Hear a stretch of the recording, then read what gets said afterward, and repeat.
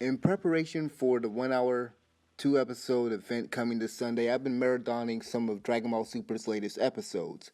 As some of you guys might already know, I'm not a really big fan of this series at all, but I like to give it a fair chance and give credit where it's due. So, in episode 105, entitled A Desperate Battle, Master Roshi's Sacrifice, it is the best episode Dragon Ball Super has produced thus far and does almost everything right. Given how Dragon Ball Super has butchered the characterization of Master Roshi in the past, I was very fearful that this show would screw up this character once again.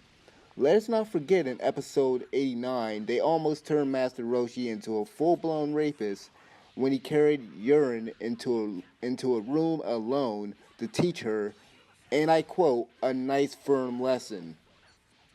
Thankfully, this episode handled his perverted tendencies in a respectful and proper manner. The training that he did with Poir to defeat his weakness for women actually paid off. And I love how they were able to turn something that is usually a gag for this character into something that is crucial to the plot of this episode and to the fate of this character. Throughout the episode, Master Roshi was confronted by several of Universe 4's fighters. The first tried to seduce him, but was unable to do so because of Master Roshi's training. The second fighter from Universe 4 that he was confronted that he was confronted with, uh, Dekari, I guess that's how you pronounce the name. Dekari, I guess it's something like that. The talisman user, which surprisingly he was able to take down by just trapping her in a bottle, which I thought that was like out of nowhere. I mean, I don't know where Master Roshi is getting all these new techniques, but I love how they're showing.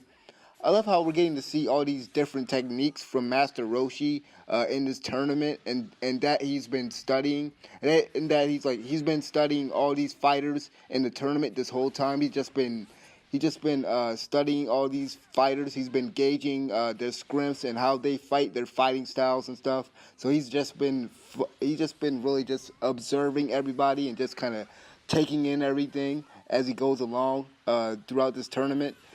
Although I will say, because I've always thought, and I've always felt like Master Roshi was just an odd choice for this tournament.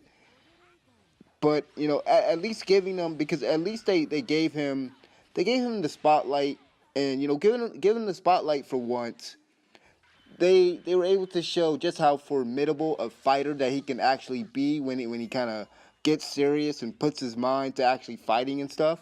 The best part, I want to say the best part of this episode, I would have to say, is his fight against Ganos. I guess that's how you pronounce the guy's name. A kid that it's the kid that he gets stronger. He gets stronger as the fight continues. This has to be one of the best designed characters in Dragon Ball Super so far, in my opinion. Given that the majority of the characters in this show, I've said this once before, they look very generic, or they are literally clones of each other. They are literally clones. The fight between Ganos and Master Roshi was quite entertaining, and Ganos' transformation into a bird was pretty cool. The only thing I can say that I really hated about this episode was the fact that Master Roshi didn't die. Given the stakes of this whole tournament and the focus of this episode, and that speech that he gives right before he blasts Ganos with a Kamehameha wave, you would think that this was Master Roshi's final moments. And if it was his final moments, it would have been perfect and very impactful. But unfortunately, Goku just flies to him and revives him. Given that given that there's been two universes that have already been erased at this point, and we all know that Goku and his friends will find a way to win this tournament, it would have really made sense for them to actually lose somebody or something in the process of them in the process of them eventually winning, because it would bring more to the story, and it would actually make this tournament actually make it seem like, okay, there was a lot going on, and the stakes were actually there, for everybody. Everybody lost something, you know.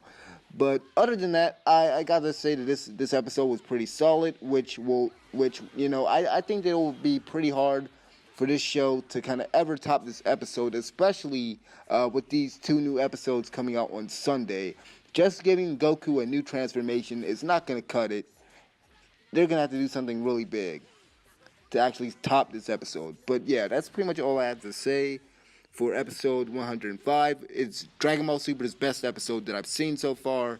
Let me know what you guys think about this episode. I'm pretty late doing a review on this, but who cares? So thanks for watching. I'm out of here. This has been Negro Shotty. Peace.